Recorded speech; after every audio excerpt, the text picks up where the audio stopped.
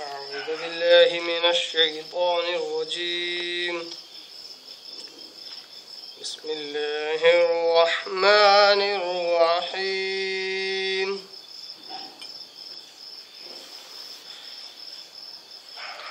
فمن حاجك فيه من بعد ما جاءك من العلم فقل تعالوا ندع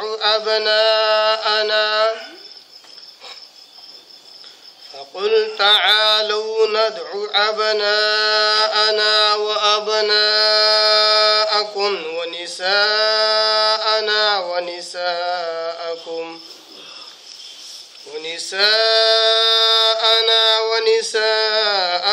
وأنفسنا وأنفسكم ثم نبتهل فنجعل لعنة الله على الكاذبين. إن هذا لهو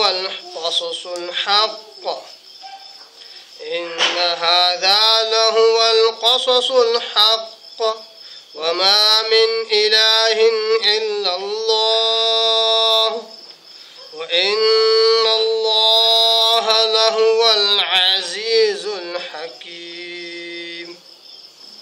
فإن تولوا فإن الله عليم بالمفسدين. صدق الله العظيم. نحمده ونصلي على رسوله الكريم. اما بعد.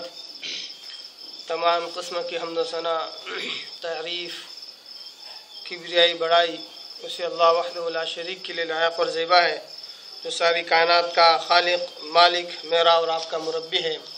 اسے اللہ کے لیے ساری تعریفیں ہیں، جو غفور ہے، غفار ہے، کریم ہے، ستار ہے۔ بعد اس کے آپ کے اور میرے آقا دو جہاں کے سردار الانبیاء پر کروڑا کروڑ انگنت بے شمار درود و سلام ہو، صلی اللہ علی محمد و آلہ وسلم۔ قابل احترام بزرگوں، عزیز دوستوں، نوجوان ساتھیوں، قرآن مجید کی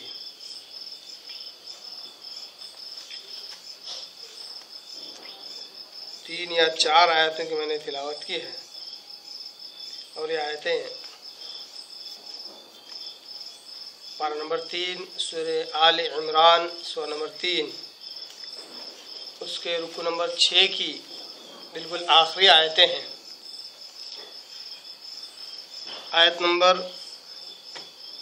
60 سے لے کر 63 تک، 60، 61، 62 اور 63 کل 4 آیتیں ہیں جن کی تلاوت میں نے کی ہے۔ آیت نمبر 60 سے لے کر 63 تک آیتیں بڑی اہم ہیں، کیونکہ اس میں کی جو پہلی آیت ہے، آیت نمبر 60، وہ آیت مباہلہ کہلاتی ہے۔ آیت مباہلہ کہلاتی ہے۔ مباہلہ مناظرے کے بعد والا مرحلہ ہے، بہت مشہور اور معروف لفظ ہے۔ دونوں بالخصوص مسلمانوں کے اندر، مسلمانوں کے جماعتوں و فرقوں کے اندر مناظرہ اور مباہلہ، یہ دو الفاظ بہت مشہور اور معروف ہیں۔ تو آیت نمبر 60 آیت مباہلہ کہلاتی ہے، اور اس کی بعد کی جو 3 آیتیں وہ اسی سے جڑی ہوئی آیتیں ہیں۔ اور یہ آیتیں اس لیے بھی اہم ہیں کیونکہ جس شان نزول کے تحت یہ آیتیں نازل ہوئی، اس کا اصل مقصد ان آیتوں میں بیان کیا گیا ہے۔ جیسا کہ جب سورہ آل عمران کی جب میں نے ابتدا کی تھی، آیت نمبر 1 کی جب ابتدا کی تھی، میں نے اس وقت میں نے بات بیان کی تھی کہ سورہ آل عمران کے اندر حالانکہ آیتیں بہت زیادہ ہیں، مگر اس کی جو ابتدائی آیتیں ہیں، آیت نمبر 80 یا 83 تک، ان کے نزول کا جو مقصد ہے وہ یہ ہے کہ سن 9 ہجری میں اللہ کے نبی حضرت محمد مصطفیٰ صلی اللہ علیہ وسلم کے پاس نجران سے ایک وفد آیا تھا، عیسائیوں کا، کرسچنوں کا ایک وفد، ایک ٹکڑی آئی تھی جنہوں نے آپ صلی اللہ علیہ وسلم سے بحث کیا، مباحثہ کیا، مناظرہ کیا۔ جب سارے دلائل دینے کے بعد، ساری باتیں سمجھانے کے بعد بھی جب وہ نہ مانے تو مباحثے کی نوبت آئی۔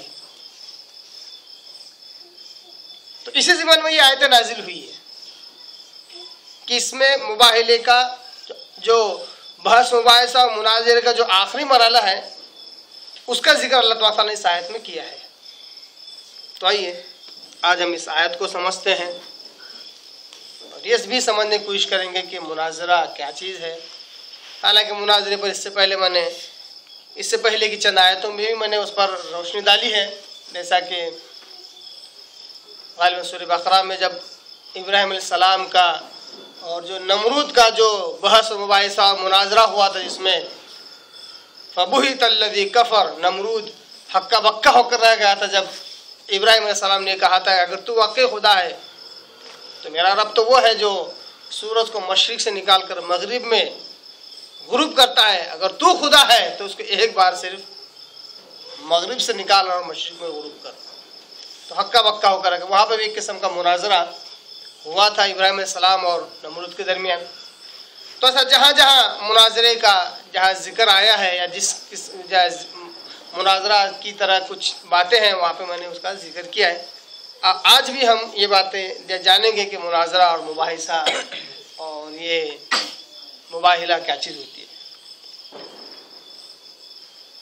آئیے آیت کی طرف بڑھتے ہیں، چونکہ یہ آیتیں پچھلی آیتوں سے جڑی ہوئی ہیں اور مضمون وہی ہے جو عیسیٰ علیہ السلام کا جو مضمون ہے کہ اللہ تبارک تعالیٰ کہتا ہے کہ عیسیٰ علیہ السلام بس اللہ کے بندے، اللہ کے نبی، اللہ کے پیغمبر ہیں۔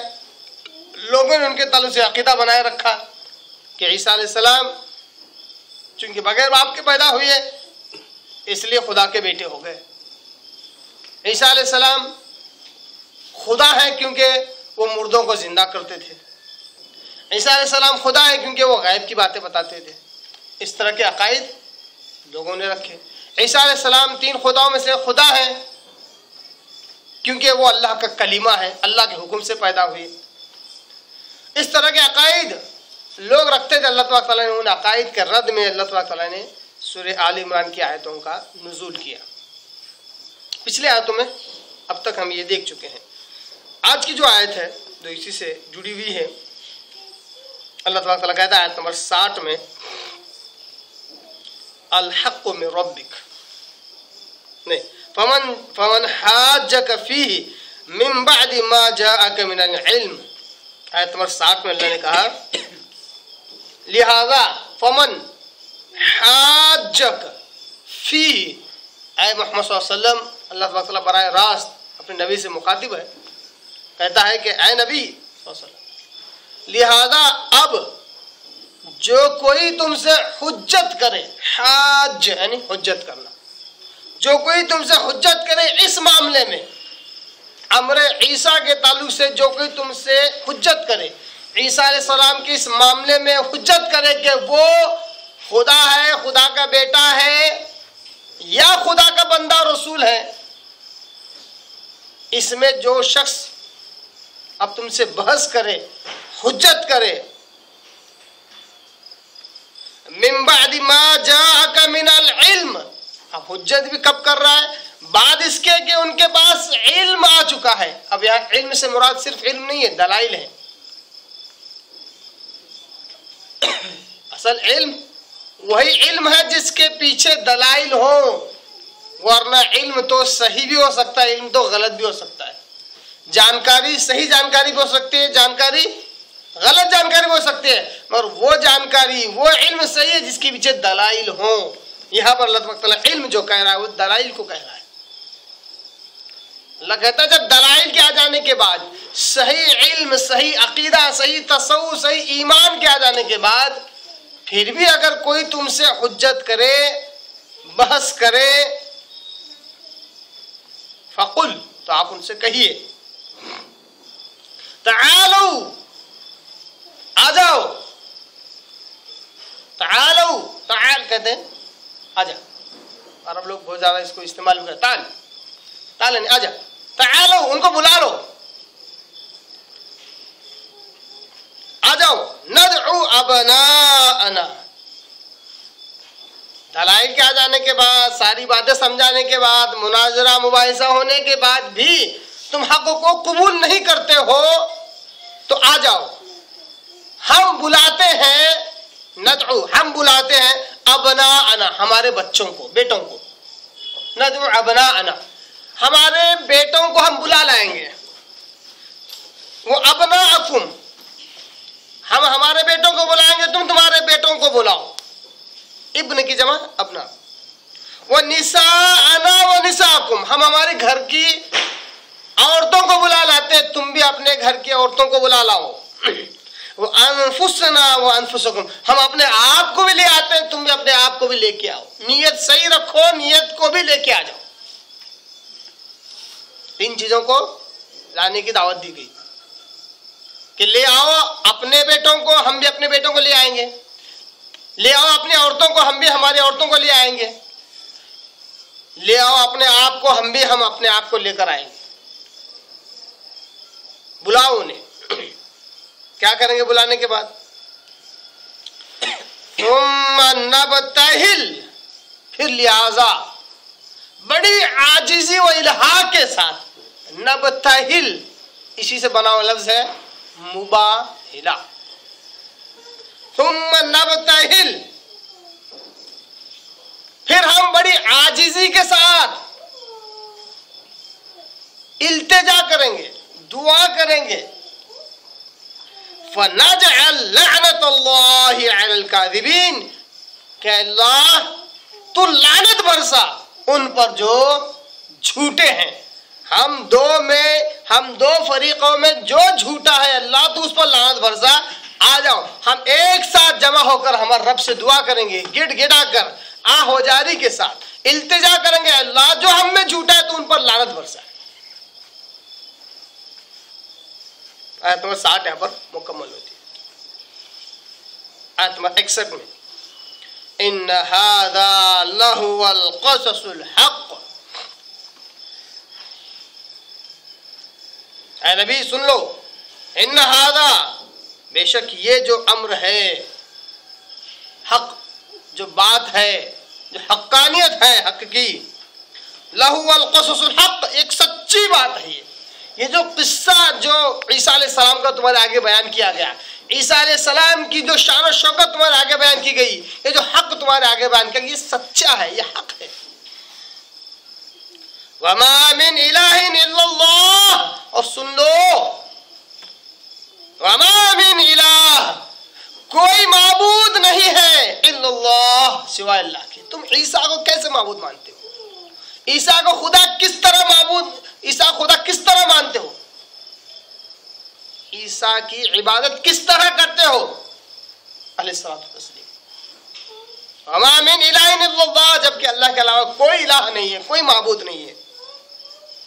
وَإِنَّ اللَّهَ لَهُوَ الْعَزِيزُ الْحَكِيمُ بے شک اللہ وہ زبردست ہے اور حکمت والا ہے.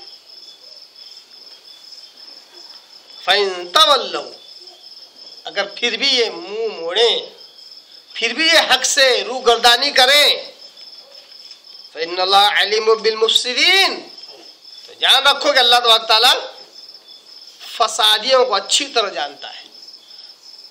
مفسد لوگوں کو, فساد برپا کرنے والوں کو اللہ تبارک تعالیٰ بہت اچھی طرح جانتا ہے. یہ ہے آیت نمبر 63 رکو نمبر 6 کی آخری آیت.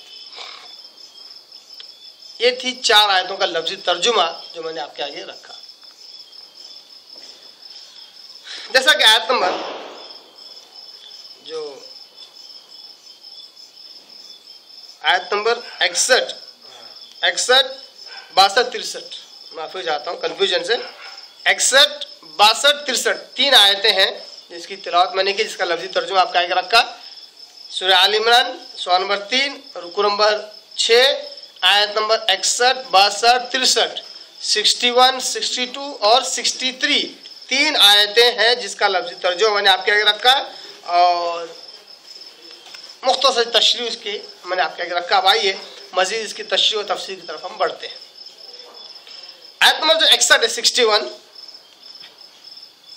اس میں اللہ تبارک تعالیٰ نے نبی صلی اللہ علیہ وسلم کو یہ حکم دیا اور کہا کہ عیسیٰ علیہ السلام کے تعلق سے جو حق باتیں ہیں وہ تم تک واضح ہو چکی ہیں، اور تم نے وہ باتیں ان تک پہنچا بھی دی۔ اس کے بعد بھی اگر کوئی حجت کرے تو تم انہیں مباہلے کی دعوت دے دو۔ یہ معاملہ کب اور کیسے ہوا؟ یہ بات ہے سن 9 ہجری کی، یعنی کہ آپ صلی اللہ علیہ وسلم کے ہجرت کرنے کے 9 سال بعد۔ آپ صلی اللہ علیہ وسلم کی عمر کل 63 سال، 63 ایئرس، 40 سال کی عمر آپ صلی اللہ علیہ وسلم نبی بنائے گئے۔ 40 سال سے لے کر 13 سال آپ صلی اللہ علیہ وسلم مکۃ المکرمہ میں رہے اور دعوت تبلیغ کا کام کرتے رہے، یعنی کہ 53 سال تک۔ اس کے بعد آپ صلی اللہ علیہ وسلم نے ہجرت کی، یعنی مکہ میں 13 سال کے بعد آپ صلی اللہ علیہ وسلم نے ہجرت کی مدینہ کی طرف۔ اب ہجرت کرنے کے پہلے سال، دوسرے سال جنگ بدر، جنگ احد، بڑی بڑی جنگیں ہوئی۔ اس کے بعد چونکہ مدینہ دارالمملکت بن چکا تھا، اسلامی حکومت قائم ہو چکی تھی، ایک اسلام کی اور مسلمانوں کی ایک الگ سی آئیڈینٹی اب پوری دنیا کے سامنے تھی، تو لگاتار جنگیں، فتوحات ہو رہی تھی اور لوگ جوگ در جوگ اسلام میں داخل ہو رہے تھے۔ جیسا کہ سن 8 ہجری میں فتح مکہ ہوا، مکہ فتح ہوا۔ اس کے بعد اللہ تبارک تعالیٰ خود سورہ فتح کے اندر، سورہ کیا کہتے ہیں، اذا جاء رسول اللہ والفتح کے اندر اللہ تبارک تعالیٰ نے کیا کہا کہ جب مکہ فتح ہوگا تو لوگ دین میں جوگ در جوگ، گروہ بگروہ لگاتار داخل ہوں، اور ایسا ہی ہوا۔ لگاتار فتوحات ہونے کی وجہ سے لوگ اسلام میں داخل ہو رہے تھے۔ اسی وجہ سے آپ صلی اللہ علیہ وسلم نے فتح مکہ کے بعد کئیوں بادشاہوں کو خطوط لکھے، لیٹرز لکھے، دعوت نامے لکھے کہ میں ہوں اللہ کا نبی، اللہ کا پیغمبر محمد رسول اللہ صلی اللہ علیہ وسلم، تم اللہ کی بندگی قبول کرو، اسلام قبول کرو، اسلام کے دائرے میں آ جاؤ۔ السلام علی من اتبع الہدی، آپ صلی اللہ علیہ وسلم بار بار اپنے خطوط میں لکھتے تھے، سلامتی اس پر جو ہدایت کی پیروی کرے۔ تو اس طرح یہ خط نجران کے بادشاہ تک بھی پہنچا۔ نجران کے بادشاہ نے اپنے مشیروں سے رائے مشورہ کیا، جو خاص جو مشیر ہوتے ہیں ان سے رائے مشورہ کیا، گاؤں والوں سے رائے مشورہ کیا۔ اس کے بعد بات اور رائے یہی نکلی کہ یہ جو بھی شخص ہے جو نبوت کا دعویٰ کر رہا ہے اور واقعی اس کی اب سلطنت پھیلتی جا رہی ہے، جزیرۃ عرب پر اس کی حکومت ہو چکی ہے، اگر ہم اس کی بات کو نظر انداز کریں گے تو کہیں ہم پر کوئی مصیبت نہ آ جائے۔ تو انہوں نے چند بڑے بڑے ان کے سرداروں کو جو ذی علم بھی تھے، ذہانت اور عقل مندی کے مالک بھی تھے، ان کو آپ صلی اللہ علیہ وسلم کی خدمت میں بھیجا۔ الگ الگ روایتیں ہیں، الگ الگ تفسیر میں الگ الگ باتیں آتی ہے کہ وہ سردار کتنے لوگ تھے، بعض نے کہا 60 ہے، بعض نے کہا 10 ہے، بعض نے کہا 12 ہے۔ بہرحال ایک وفد، ایک گروہ، ایک ٹکڑی آپ صلی اللہ علیہ وسلم کی خدمت میں حاضر ہوتی ہے سن 9 ہجری میں۔ جیسا کہ صحیح بخاری کے اندر 2 سرداروں کا نام ملتا ہے، ایک عاقب نام کا شخص تھا اور ایک سید نام کا۔ 2 سردار اس ٹکڑی میں تھے۔ اس صحیح بخاری کے اندر 2 نام ہیں، اس لیے ان 2 ناموں کو میں بالخصوص آپ کے آگے رکھ رہا ہوں۔ اس کے علاوہ پورے 12 کے 12 نام بھی ہمیں بعض روایتوں میں ملتے ہیں، بعض تفسیروں میں ملتے ہیں، تو میں اس کی تفصیل میں نہ جاتے ہوئے 2 نام صحیح بخاری کے اندر ہیں، تو عاقب اور سید، یہ دو بھی ان میں تھے۔ اب یہ جو نجران کے علاقے کا نام ہے، وہاں کا جو وفد ہے وہ آپ صلی اللہ علیہ وسلم کی خدمت میں حاضر ہوا۔ آپ صلی اللہ علیہ وسلم سے دینی اعتبار سے بحث و مباحثہ ہوا۔ آپ صلی اللہ علیہ وسلم سے وہ سوالات کرتے، آپ صلی اللہ علیہ وسلم ان کے جوابات دیتے، آپ صلی اللہ علیہ وسلم چند سوالات کرتے وہ آپ صلی اللہ علیہ وسلم کے جوابات دیتے۔ پھر اس طرح چند سوالات انہوں نے اس طرح کیے کہ آپ صلی اللہ علیہ وسلم خاموش ہو گئے اور کہا کہ کل آئیے انشاءاللہ، اللہ تبارک تعالیٰ اس تعلق سے مجھے کچھ بیان کرے گا تو میں اس کو بتا دوں گا۔ دوسرے دن جب آئے تو اللہ تبارک تعالیٰ نے سورہ آل عمران کی ابتدائی 60 80 83 آیت اللہ تبارک تعالیٰ نے نازل کی۔ آیت نمبر 60 تک عیسیٰ علیہ السلام کے تعلق سے جو صحیح عقیدہ، صحیح کنسیپٹ، صحیح تصور اللہ تبارک تعالیٰ نے واضح کر دیا اور کہا کہ وہ ایک انسان ہے، وہ اللہ کے بندے اور رسول ہیں، اس سے بڑھ کر کچھ نہیں۔ یقیناً غیر معمولی واقعات ان کے ہاتھوں سے، غیر معمولی واقعات کو صدور ہوا، مگر ہر بار وہ یہ کہتے تھے بِإِذْنِ اللَّهِ، یہ جو ہو رہا ہے وہ اللہ کے حکم سے ہو رہا ہے۔ مردوں کا زندہ ہونا تو کہتے بِإِذْنِ اللَّهِ، مٹی سے پرندے کی شکل بنا کر اس کو زندہ کرنا بِإِذْنِ اللَّهِ، یہ اللہ کے حکم سے۔ غیب کی خبر جو بظاہر لوگوں کی نگاہوں سے چھپی ہوئی تھی وہ بتلا دینا اور کہنا کہ یہ اللہ کے حکم سے، یہ ساری چیزیں اللہ کی طرف منسوب کرتے۔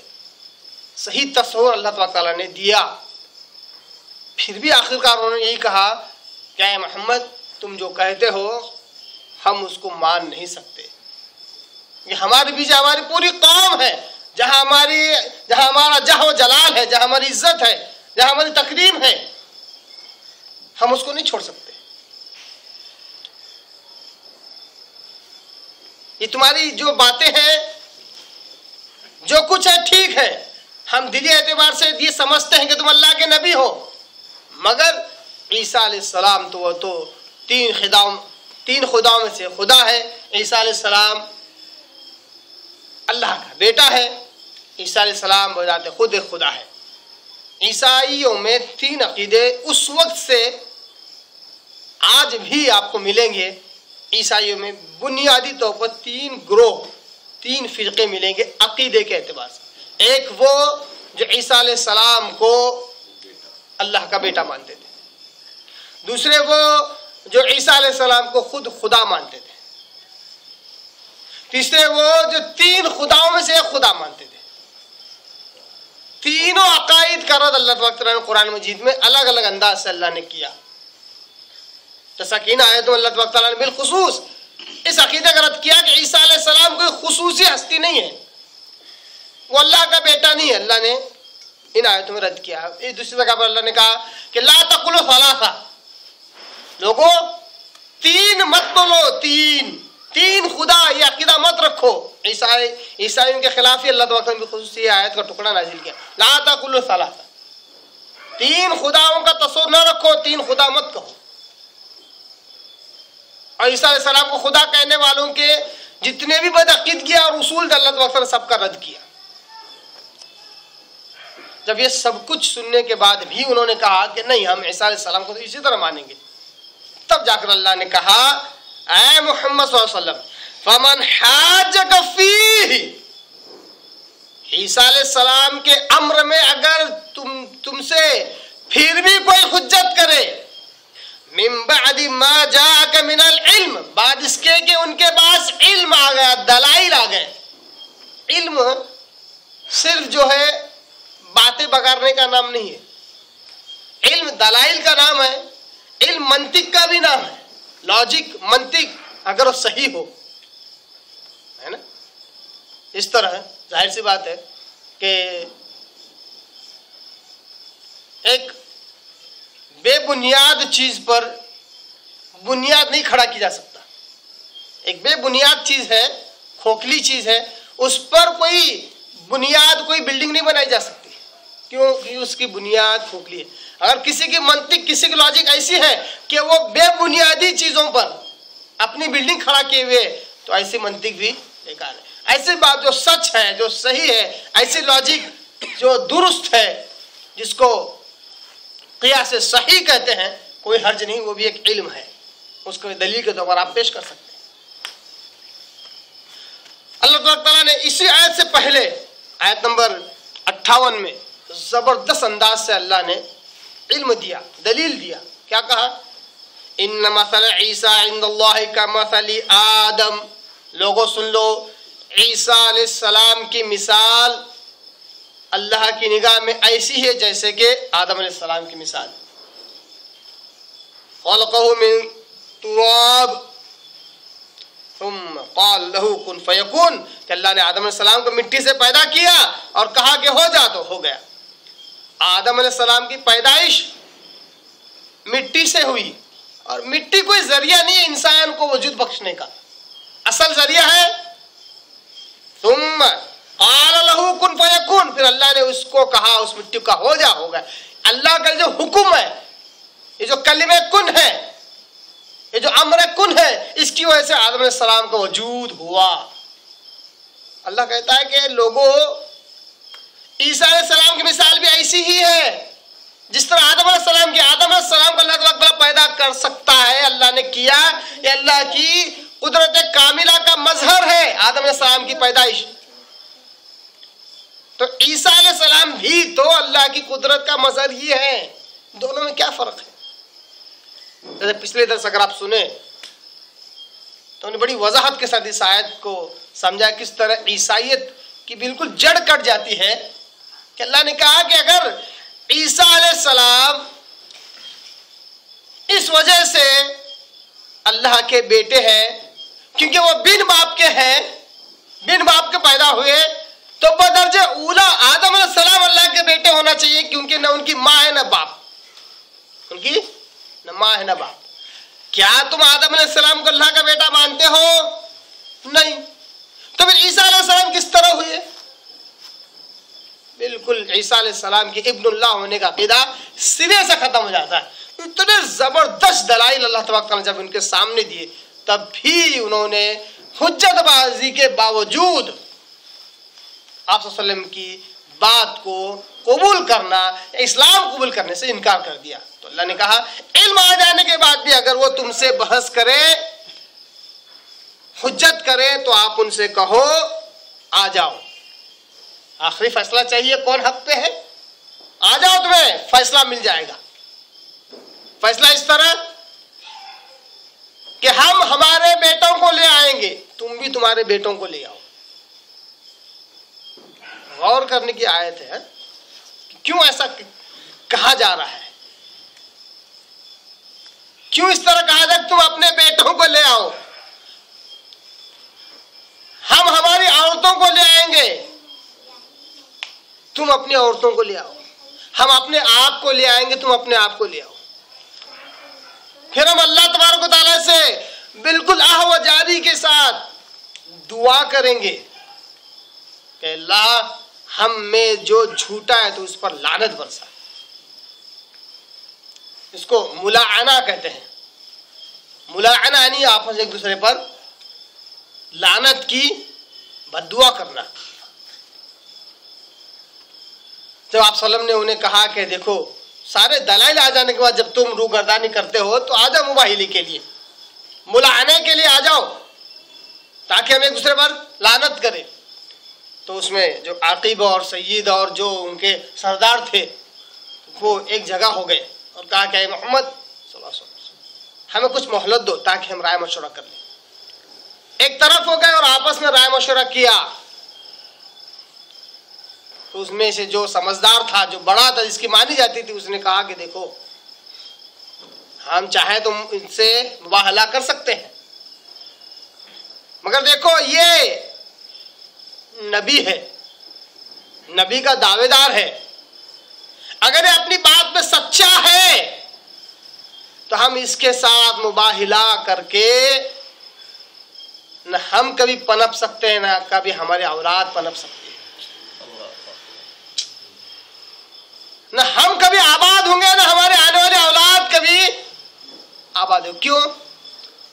آدمی، عورت، اس کی اولاد، تینوں کو جمع کرو तीनों को के ताल्लुक से अगर बद्दुआ हो जाए बर्बादी की, आदमी तो वक्त पर खत्म, औलाद वक्त पर खत्म, औरत से औलाद जो भी होगी वो बर्बादी वाली होगी।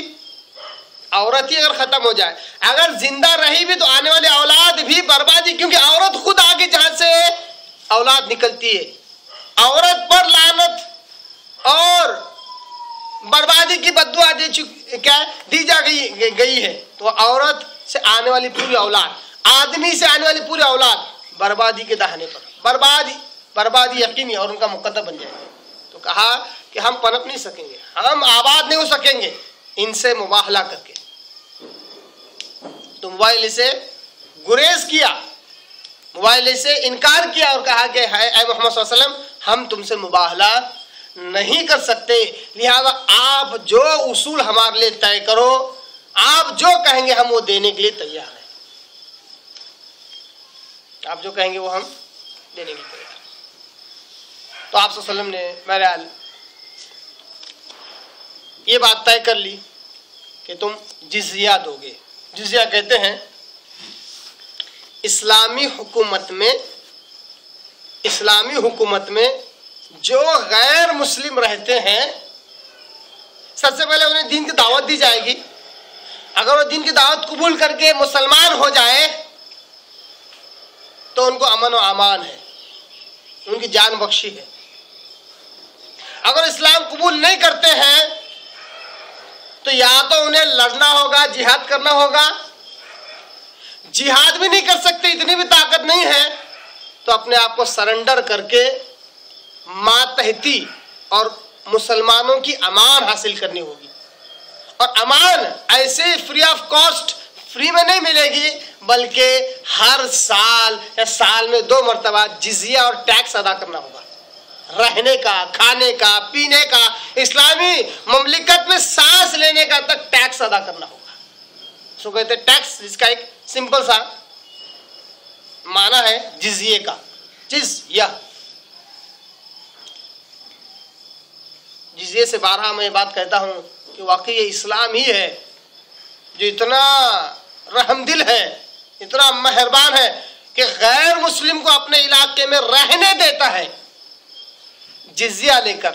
और जो गैर मुस्लिम जिजिया देते हैं और इस्लामी हुकूमत में रहते हैं, इस्लामी कानून के तहत उसको पूरी आज़ादी है वो अपने दीन और धर्म पर अमल करने की, जो चाहे मान सकता है, जो चाहे अमल कर सकता है।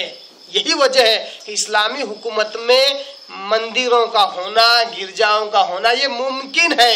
आज लोग ये अजीब किस्म का बवाल मचाए हुए हैं कि बस इस जमीन पर इबादत होगी तो अल्लाह की होगी और किसी की नहीं होगी, सब गिरा दो, सब तोड़ दो। ये जहन सही नहीं है, इस्लाम ये नहीं सिखाता। और इसी को तो लोग कह रहे हैं आतंकवाद। ये आतंकवाद इस्लाम नहीं सिखाता है, दहशतगर्दी नहीं सिखाती। इस्लाम मोहब्बत और प्यार और अमन की बात सिखाता है। इस्लाम तो गैर मुस्लिम को अपने इलाके में रहने की इजाजत देता है, उन्हें अमन और अमान देता है। उन पर अगर कोई दुश्मन हमला करे तो उसका दिफा तक करता है। शर्त यह है कि वो टैक्स पे करे, जिजिया दे, फिर वो अपने धर्म के ताल्लुक से पूरी तरह आजाद भी है। ऐसा दीन, ऐसा धर्म कहाँ मिल सकता है? तो उनको ये परमिशन दे दी गई कि तुम जिजिया दो। इस ताल्लुक से सही बुखारी के हदीस हम देख लेते हैं।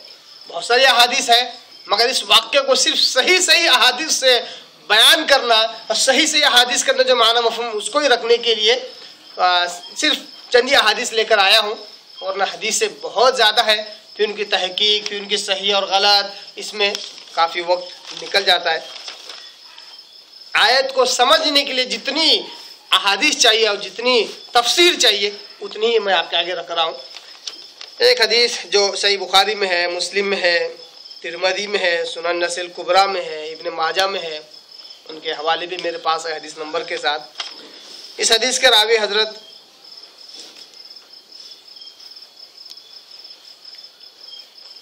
हुज़ैफा रज़ियल्लाहु ताला अन्हु है। हुज़ैफा रज़ियल्लाहु ताला एक सहाबी है। वो कहते हैं क़ाल जाअल आक़िब वस्सय्यिद। आप सल्लल्लाहु अलैहि वसल्लम के पास नजरान से जो वफद आया था, उस वफद में आकिब और सय्यद 2 लोग थे, वो आए।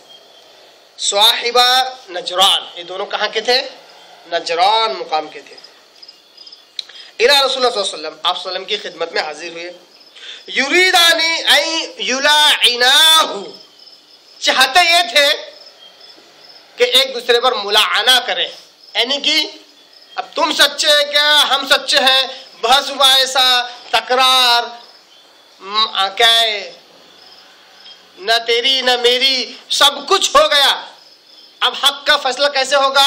تو ملاعنہ کرنے کے لیے دونوں حضرات اپنے گروپ کے ساتھ، اپنے وفد کے ساتھ آپ صلی اللہ علیہ وسلم کی خدمت میں حاضر ہوئے. قال فقال احدهما لصاحبه، جب تیار ہو گئے اور معاملہ جب دیکھا کہ مباہلہ یا ملاعنہ کرنے کے یہ لوگ لائق نہیں ہیں، یقیناً وہ لوگ جھوٹے تھے، ان کا ضمیر ان کا دل گواہی دیتا تھا اس بات پر کہ وہ جھوٹے ہیں، اور ایک وقت کے نبی کے ساتھ ملاعنہ کرنا گویا کہ اپنے آپ کے لیے بربادی کو طے کرنا تھا. تو ان میں سے ایک صاحب نے اپنے دوسرے صاحب سے کہا، یا انہوں نے رائے مشورہ کیا، کہا لا تفعل، ایسا مت کرو، ملاعنہ مت کرو. فواللہ، یقیناً قسم اللہ کی. دیکھیے غور کیجیے، یہ صحیح بخاری کے الفاظ ہیں نا، یہ صحیح بخاری کا ہی متن ہے، کنٹینٹ ہے جو آپ کہہ کے رکھ رہا ہوں. وہ کون ہے؟ عیسائی ہے، عیسائی ہے نا، عیسائی. اور صحابہ جو معاملہ ہوتا تھا اس کو لفظ بلفظ جوں کا توں پیش کرتے تھے، ہے نا. عیسائی ہے، عیسائی کے پادری ہے، عیسائیت کے جانکار ہیں، غیر مسلم ہیں. وہ کیا کہتے ہیں؟ لا تفعل، ایسا مت کرنا. واللہ، قسم اللہ کی. کسی قسم کھا رہے؟ کسی قسم کھا رہے؟ اللہ کی. اس کا مطلب کیا ہے؟ ہر اللہ کو ماننے والا صحیح ہو سکتا؟ ہر اللہ کو ماننے والا موحد اور توحید پرست ہو سکتا؟ نہیں. اس وقت کے زمانے کے جو عیسائی تھے، جو یہودی تھے، وہ اللہ کو مانتے تھے، اللہ کو اللہ کے نام کے ساتھ جانتے تھے، مگر انہوں نے اللہ کی ذات کے ساتھ کفر کیا، شرک کیا، اس لیے اسلام کے دائرے کے باہر ہو گئے. جس طرح عیسائیوں نے اللہ کو مانا، اللہ کو اللہ کے نام کے ساتھ مانا، مگر اللہ کا بیٹا کھڑا کیا تو مشرک قرار دیے گئے. عیسیٰ علیہ السلام کی عبادت کی، اسٹیچو بنایا، کافر قرار دیے گئے. میں کہتا پھر یہی حرکت اگر مسلمان کرے، پھر بھی یہ مسلمان کیسے رہتا ہے؟ موحد اور توحید پرست کیسے رہتا ہے؟ آپ کو پتا ہے بات توحید کی نکلی ہے، اس لیے آپ کے آگے بات رکھ رہا ہوں کہ عیسائیوں نے کیا عقیدہ رکھا؟ عیسیٰ علیہ السلام اللہ کا بیٹا. بیٹا کب ہوتا ہے؟ آپ کی جو اولاد ہے، آپ کی اولاد کب کہلائے گی؟ جب آپ کا ایک عنصر، ایک پارٹ، آپ کے جسم سے ایک پارٹ آپ کی اہلیہ کے اندر پہنچ جاتا ہے. آپ کا ایک حصہ ہے نا، آپ بولتے بیٹا ہے، میرا حصہ ہے، میرا ایک پارٹ ہے. وہ حصہ جب پہنچتا ہے اور آپ کی اہلیہ، آپ کی محترمہ جب اس کو جنتی ہے، تب جا کے آپ کا وہ بیٹا بنتا ہے. آپ کے پاس سے کوئی حصہ نکلنا شرط ہے کہ نہیں ہے؟ تو عیسیٰ علیہ السلام اللہ کا بیٹا کیسے ہوئے کہ اللہ سے نعوذ باللہ کوئی حصہ، کوئی پارٹ نکلا؟ اگر عیسائی عقیدہ رکھتے ہیں کہ اللہ سے کوئی حصہ نکلا اور اسی وجہ سے عیسیٰ علیہ السلام پیدا ہوئے، اگر یہ عقیدہ شرکیہ ہے تو قسم اللہ کی یہ بھی عقیدہ شرکیہ جو یہ عقیدہ رکھتے ہیں کہ نعوذ باللہ محمد رسول اللہ صلی اللہ علیہ وسلم نور من نور اللہ ہے، نور میں سے نکلا ہوا نور. ارے نور میں سے کوئی نور نکل رہا تو اس کا حصہ ہوا کہ نہیں ہوا؟ کیا محمد صلی اللہ علیہ وسلم نور ماننا چاہتے ہو؟ مانو. تو کہتے ہیں اللہ کے نور میں سے نور نکلا تو اللہ کا نور کا حصہ ہو گیا. تو گویا کہ نور سے نکلا ہوا نور ہی ہے، گویا کہ خدا سے نکلا ہوا خدا ہی ہے. اگر مسلمان یہ عقیدہ رکھے تو یہ کافر اور مشرک نہیں کہلائے گا. موٹی سی مثال دیتا ہوں، ایک گلاس میں دودھ بھرا ہوا ہے، اس میں سے آدھا گلاس نکال کر میں دوسرے گلاس میں ڈالتا ہوں، دوسرے کٹورے میں ڈالتا ہوں. اگر یہ دعویٰ کروں کہ وہ پانی ہے، آپ مانیں گے؟ کیا کہیں گے؟ ارے وہ بھی دودھ ہی ہے کیونکہ دودھ سے نکلا ہوا ہے. جب دودھ سے نکلا تو دودھ ہی رہے گا.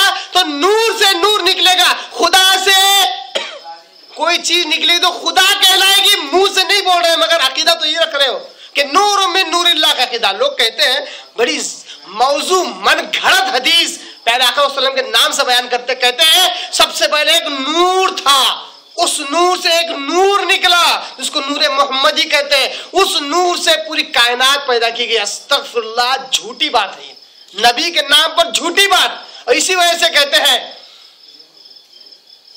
استغفر اللہ، بڑا ہی گھنونا گندا شعر ہے عقیدے میں کفر و شرک بھرنے والا، کہ کیا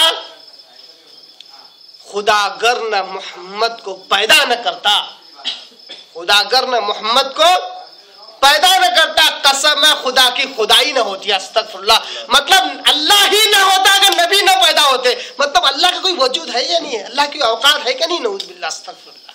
یہ عقیدہ رکھنے والا پھر بھی مسلمان، پھر بھی موحد، اور عیسائی صرف یہ مان لے کہ اللہ کا بیٹا عیسیٰ علیہ السلام، وہ کافر، مشرک، جہنمی، اور پتہ نہیں کتنے فتوے عیسائیوں کے نام پر لگ جاتے ہیں۔ اور مسلمان اگر یہ عقیدہ رکھے تو پھر بھی مسلمان، پھر بھی موحد، پھر بھی یہ توحید پرست، سارے مسلمان سب سے اچھا مسلمان، سنی، کٹر سنی، کیسے؟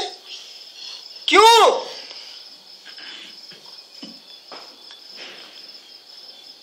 اس لیے کیونکہ مت ماری گئی ہے، کیا بولتے ہیں مراٹھی میں، متی ماری گئی ہے۔ جب عقل نہ ہو، جب عقل کا استعمال نہ ہو تو 100 سیڑھیاں بھی بیکار ہے۔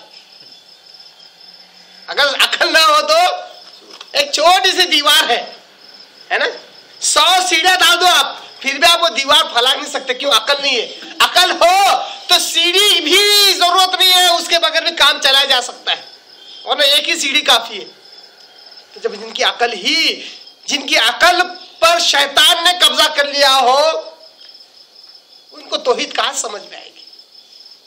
بارہ کہتا ہوں کہ حق بات کو سمجھنے کے لیے، یاد رکھیے، اللہ قسم کھا کے کہہ رہا ہوں، حق بات کو سمجھنے کے لیے نہ دلائل کی ضرورت ہے، حق بات کو سمجھنے کے لیے نہ علم کی ضرورت ہے، حق بات کو سمجھنے کے لیے نہ سمجھداری کی ضرورت ہے، حق بات کو سمجھنے کے لیے نہ عقل کی ضرورت ہے، حق بات کو سمجھنے کے لیے ایک چیز کی ضرورت ہے، وہ ہے اللہ کی ہدایت اور اللہ کی توفیق۔ یہ مانگ لو اپنے رب سے، بڑے بڑے مسائل انشاءاللہ العزیز دین کے حل ہو جائیں گے۔ اللہ تیرا دین سمجھا، ہدایت دے مجھے۔ ہدایت ایسی چیز ہے کہ بڑے بڑے مسئلے حل ہو جاتے ہیں۔ اللہ جس کو ہدایت دے دے، قسم خدا کی اس کو کوئی گمراہ نہیں کر سکتا، اور اللہ جس کو گمراہ کر دے اس کو کوئی ہدایت پر نہیں لا سکتا۔ سارے دلائل ایک طرف، سارے براہین ایک طرف، ساری عقل ایک طرف، ساری منطق، لاجک اور علم اور عقل سب ایک طرف، ہدایت نہیں ہے تو سب کیا ہے؟ سوائے کاغذ کے ٹکڑے کے اور کچھ نہیں ہے۔ دیکھیں گے آپ نے بڑے بڑے بعض لوگوں کے پاس پوری لائبریری کی لائبریریاں ہیں کتابوں کی، مگر ہدایت نہیں ہے تو ان سے کوئی فائدہ حاصل نہیں ہو رہا ہے۔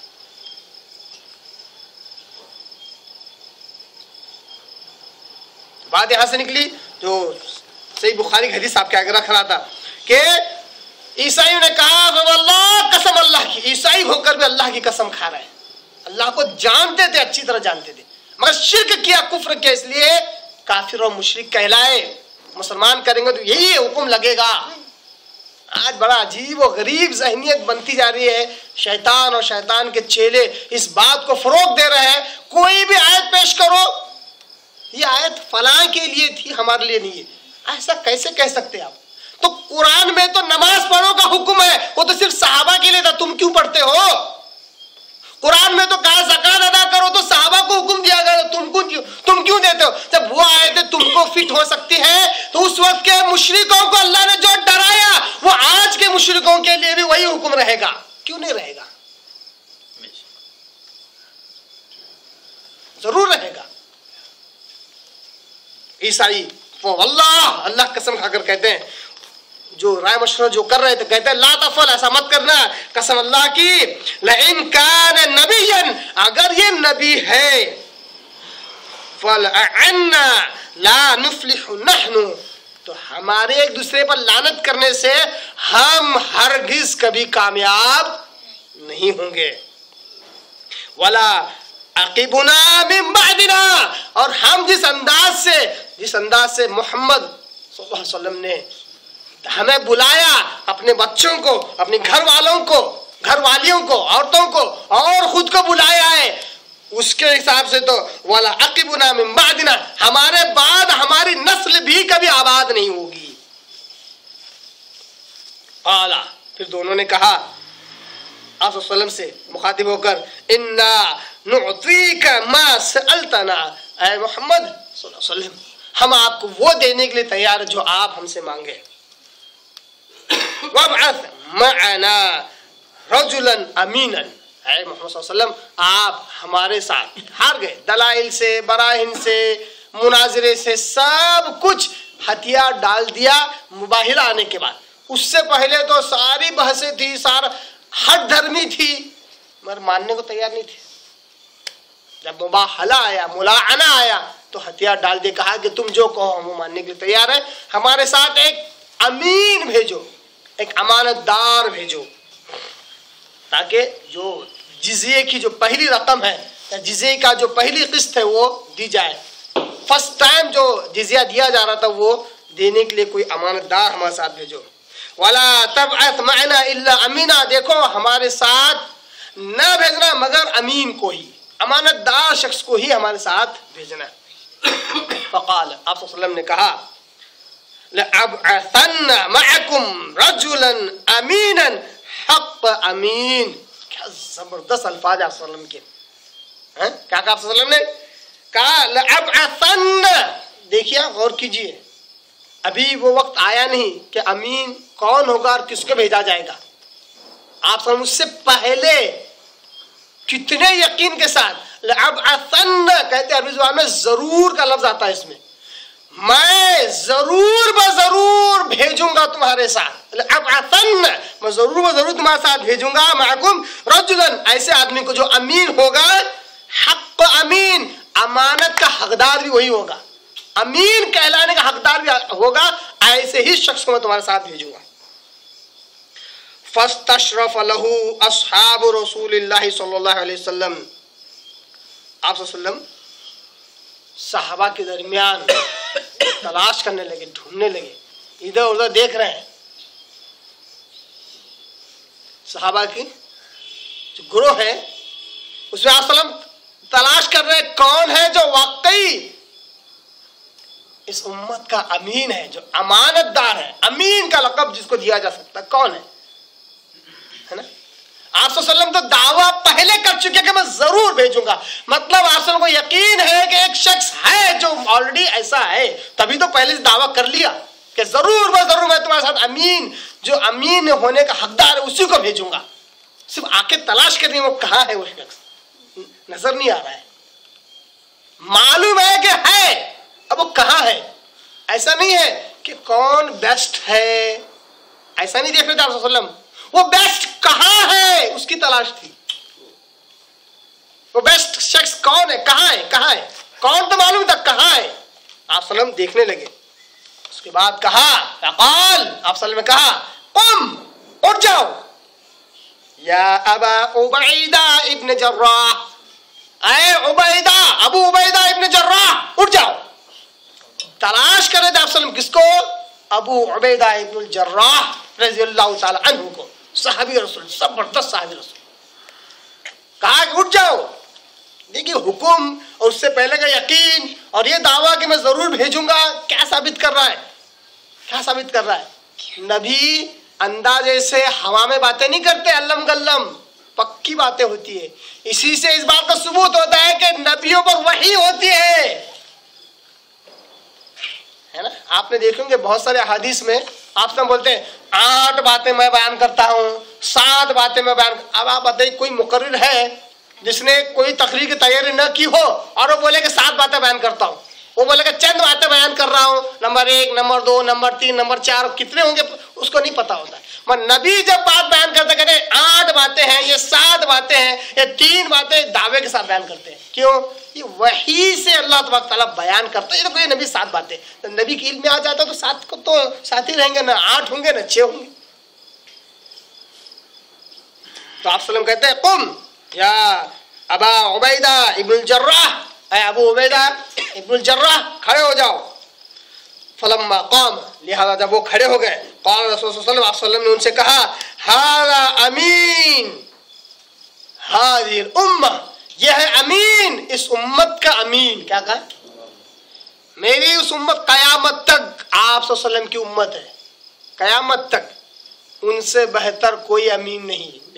یہ بات ثابت ہوئی. آپ صلی اللہ علیہ وسلم نے نہیں کہا کہ آج جو زندہ ہیں ان کے اندر یہ امین, یہاں جتنے صحابہ بیٹھے ہیں ان کے اندر یہ امین, ایسا نہیں کہا. ہادی الامہ, اس امت کا قیامت تک آپ صلی اللہ علیہ وسلم کی امت رہنے والی ہے. اور آپ صلی اللہ علیہ وسلم کی بارہ کہتا ہوں میں, لوگ امت میں دو امت بول کے ایک امت کو چھوڑ ہی دیتے. مسلمان امت بھی اور غیر مسلم یہ بھی امت ہی ہے, مگر ابو عبیدہ ابن الجراح جیسا امین کوئی نہیں. کیا کہتا ہے صلی اللہ علیہ وسلم؟ ہذا امین, یہ ہے امانت دار, یہ امین ہذه الامہ, اس امت کا امانت دار. اسی طرح اور ایک حدیث, بڑی پیاری حدیث, ابو عبیدہ ابن الجراح رضی اللہ تعالیٰ عنہ کی منقبت میں, ان کی فضیلت میں آئی ہے, اس کو آپ کے آگے رکھتا ہوں. یہ بھی صحیح بخاری اور صحیح مسلم یعنی متفق علیہ کی حدیث ہے. اس حدیث میں آپ صلی اللہ علیہ وسلم کہتے ہیں, اس حدیث کے راوی حضرت انس بن مالک رضی اللہ تعالیٰ عنہ. ابھی بہت ساری باتیں مناظرہ مباحلے پر بیان کرنی ہے, مگر آیت سے جڑی ہوئی جو باتیں وہ آپ کے آگے رکھ رہا ہوں. انس بن مالک رضی اللہ عنہ اس حدیث کا راوی ہے, وہ کہتے ہیں ان رسول اللہ صلی اللہ علیہ وسلم نے کہا, قال ان لکل امت امینا. آپ صلی اللہ علیہ وسلم کہتے ہیں ہر امت کا ایک امین ہوتا ہے, ایک امانت دار ہوتا ہے. ہر امت میں ایک امین ہوتا ہے, ایک امانت دار ہوتا ہے. وَإِنَّ أَمِينَنَا أَيَّتُهَا الْأُمَّةُ ابو عبیدہ ابن الجراح. آپ صلی اللہ علیہ وسلم کہتے ہیں میری امت کا جو امین ہے وہ یہی ہے ابو عبیدہ ابن الجراح رضی اللہ تعالیٰ عنہ. تو یہ صحابی کی جو منقبت ہے, یہ جو فضیلت ہے, یہ اسی نجران کا جو وفد آیا تھا سن 9 ہجری میں, اسی واقعے سے جڑا ہوا یہ ان کی منقبت ہے, ان کی فضیلت ہے. یہ دو حدیثیں آپ کے آگے میں نے رکھا جو اسی آیت کی تشریح اور تفسیر میں آتی ہیں کہ نجران کا وفد کیسے آیا, آپ صلی اللہ علیہ وسلم سے کس طرح مناظرہ مباحثہ ہوا, کس طرح انہوں نے آپس میں رائے مشورہ کیا اور ملاعنہ یا مباہلہ کرنے سے انکار کر دیا, پھر آپ صلی اللہ علیہ وسلم کس طرح ان کے ساتھ بھیجا. ایک مرتبہ تو گئے حضرت ابو عبیدہ ابن الجراح رضی اللہ تعالیٰ عنہ, پھر اس کے بعد آپ صلی اللہ علیہ وسلم نے ہر سال جانے کے لیے حضرت علی رضی اللہ تعالیٰ عنہ کو بھی بھیجا اور دوسرے صحابہ کو بھیجا, اور فرسٹ ٹائم جو بھیجا ان عیسائی پادریوں کے ساتھ وہ حضرت ابو عبیدہ ابن الجراح رضی اللہ تعالیٰ عنہ تھے.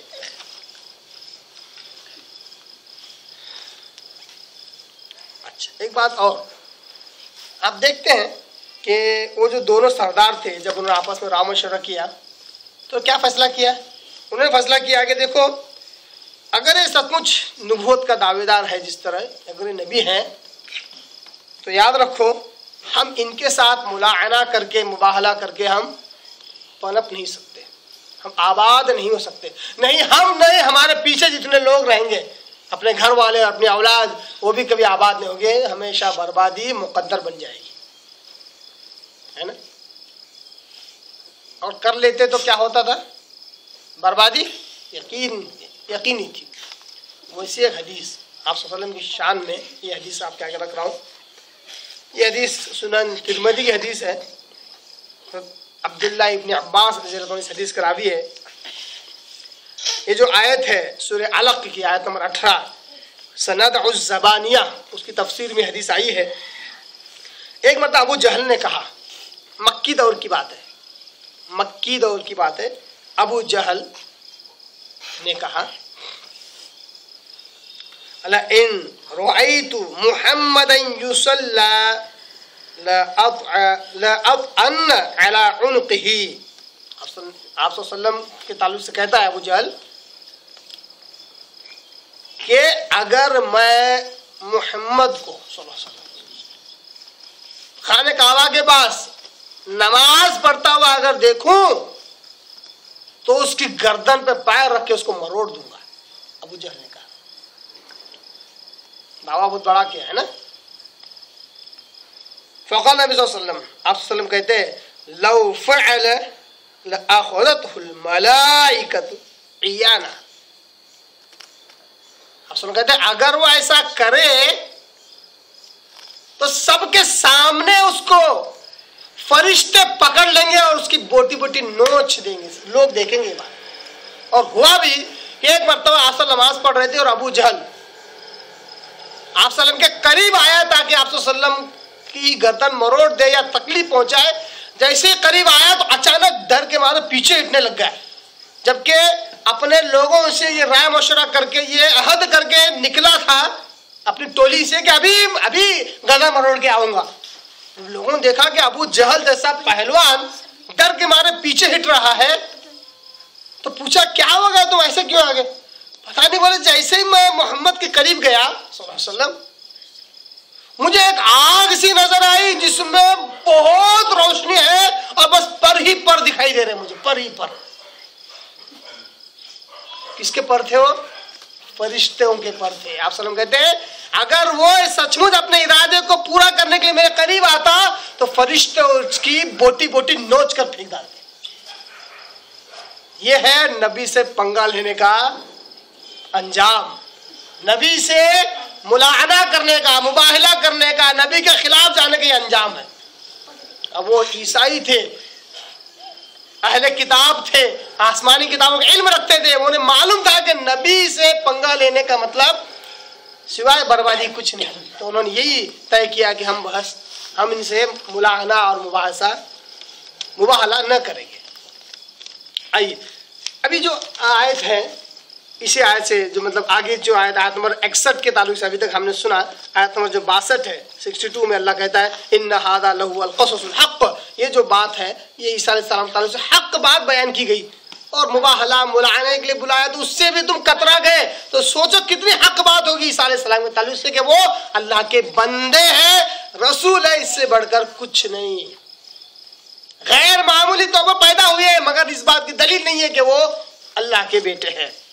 وَمَا مِنْ إِلَٰهٍ إِلَّا اللَّهُ, سن لو اللہ کے علاوہ کوئی عبادت کے لائق نہیں ہے.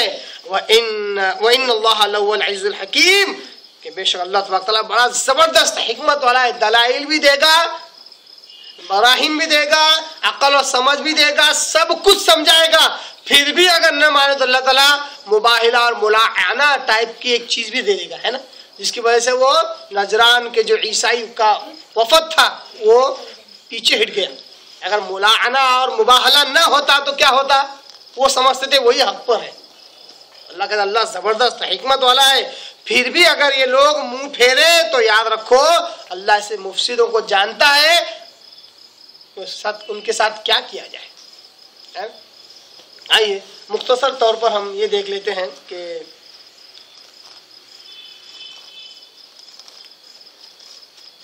یہ مناظرہ مباہلہ کیا چیز ہے. اور آج کل جہاں تک ہم دیکھتے ہیں تاریخ میں, مسلمانوں کی تاریخ میں اور آپ صلی اللہ علیہ وسلم کی اس سیرت میں بھی, قرآن کی آیت میں بھی, کہ مسلمان غیر مسلموں سے مناظرہ مباحثہ کرتا ہے, جب وہ نہ مانے تو ان سے مباہلہ ہو رہا ہے. مسلمانوں کو ان کی تاریخ یہ سکھاتی ہے, مسلمان بجائے یہ سیکھنے کے ان سے کیا سیکھتا ہے پتہ ہے؟ ہم حق پہ ہیں, باقی جو فرقے ہیں وہ سب باطل پہ. آ جاؤ مناظرہ کریں گے, آ جاؤ مباحثہ کریں گے, ہم آستین چڑھا دے تم آستین چڑھاؤ. ہماری تاریخ یہ سکھا رہی ہے, قرآن کی آیت یہ سکھا رہی ہے. مسلمان سے مناظرہ مباحثہ اور جھگڑا اور فائٹنگ کرنے کا سکھا رہی ہے. ہماری تاریخ کیا سکھا رہی ہے؟ کیا سکھا رہی ہے؟ یہ سکھا رہی ہے ہماری تاریخ آپس میں ایک دوسرے کی عزت پر کیچڑ اچھالنا سکھا رہی ہے؟ نہیں سکھا رہی. ہماری تاریخ سکھا رہی ہے غیر مسلموں سے مناظرہ کرنا, غیر مسلموں سے مباہلہ کرنا. اگر دلائل دینے کے بعد نہ مانے تب خیر, اگر مسلمانوں میں ہو رہا ہے تو اس کو صحیح ڈھنگ دینے کی ضرورت ہے. عقل لاجک کی بنیاد پر بحث نہ کی جائے. بہرحال اور بہت ساری باتیں ہو سکتی ہے, انشاءاللہ پھر کبھی اس مناظرہ مباہلہ پر روشنی ڈالوں گا. اللہ سے دعا کرتا ہے اللہ تعالی ہمیں قرآن کو صحیح سمجھنے کی توفیق عطا فرمائے. وآخر دعوانا ان الحمد للہ رب العالمین.